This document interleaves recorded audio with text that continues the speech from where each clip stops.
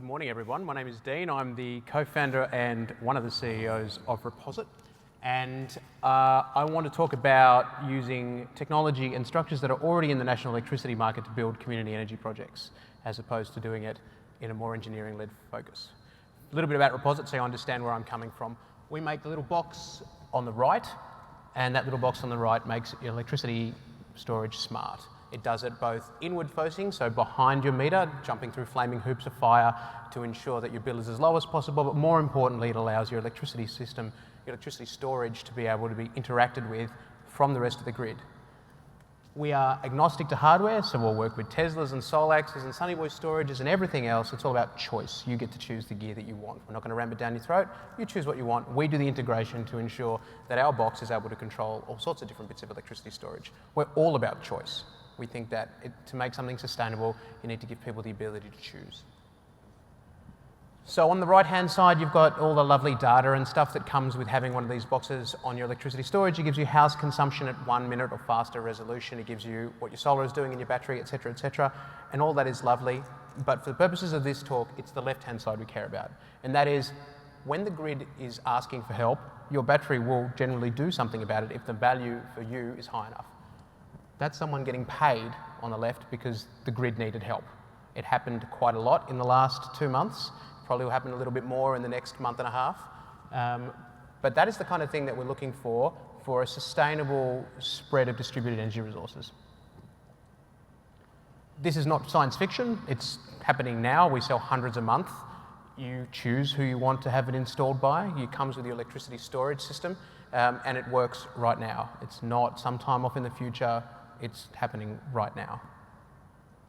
Ordinary people get to choose which ones they want. Again, choice. Okay, so this is the traditional way of building community electricity storage. This is the Alchemos Community Energy Battery, and it's very good for communities that have power engineers and major project infrastructure project managers in their community. If you've got lots of those, then you should build one of them. If you don't have lots of those in your community, you should probably build these. There is a lot of infrastructure out there on how to deliver solar and storage already. There's a lot of policies, there's even subsidies. It makes sense to build a community energy project with these things rather than the great big shipping containers full of batteries. It's a lot more scalable, it's actually a lot faster, and it's a bunch cheaper. And you get to choose. So, this is where it gets a little bit technical. Telcos in the early 2000s are where electricity is now. You basically can get a device, an iPod Touch that doesn't have a SIM card in it, and you can play solitaire.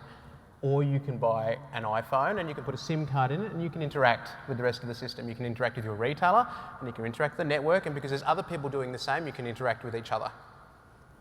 Electricity is the same. You can have a battery without a distributed control resource like Reposit's on it, and you can offset your power all you like, but if you put an interactive controller on it, and you allow that battery to participate in the rest of the system, you too can interact with the retailer and the network and each other. If you don't do that, you're isolated. The difference between telcos and electricity is the national electricity market, which is a beast. In 1998, Google looked like this, and the national electricity market was started. It's called Market Start, and Market Start was brought about because in the mid-90s, Fred Hilmer and a bunch of other boffins in Canberra decided that the Australian economy was inefficient and that it needed to be increased in its productivity. And so they did a bunch of stuff. And one of the things they did was design the national electricity market. And the national electricity market's job was to make everybody work harder. And so they made a thing called the gross pool. It's actually called the gross pool. That's a much nicer picture of it. And the gross pool was intended, and does, make everybody compete. It's a way of having demand and supply be matched, and because everybody is in the same financial construct of demand and supply, everybody competes, and the cheapest generators get to generate, and the most expensive ones don't, and the electricity price is supposed to come down. But it's extremely complicated, and there's lots of rules to ensure that it runs smoothly, and it's not the place for mortals. Or me, or you. And so it makes the electricity system hard to navigate. So even though the system was made as a gross pool, there are actually another place where you can get energy matching demand supply called the net pool. And net pools don't have all those rules.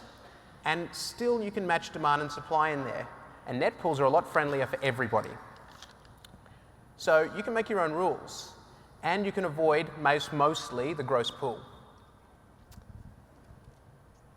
It's the retailer that is a net pool. Inside electricity retailers, you can almost do whatever you want. And you can match demand and supply and aggregate stuff all together as you feel free.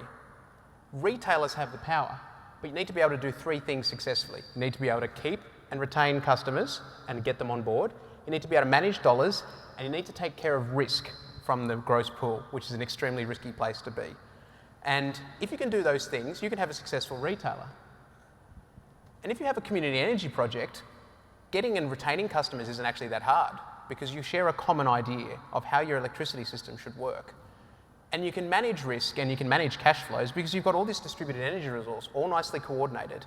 And together, that is able to help you maintain stability in your finances and also be able to avoid the worst bits of the gross pool or the spot market. So the trick is, how do you do it? There's a couple of ways. PowerShop and Hepburn have an arrangement, which is one way of doing it, using an existing retailer. Innova has another way of doing it in the Northern Rivers. They set up community-owned retailers. But this is the beginning of a journey on how to use communities to build power systems based around financial constructs and common ideas. And the tools are there. It's up to you to work out how to use them. Thank you.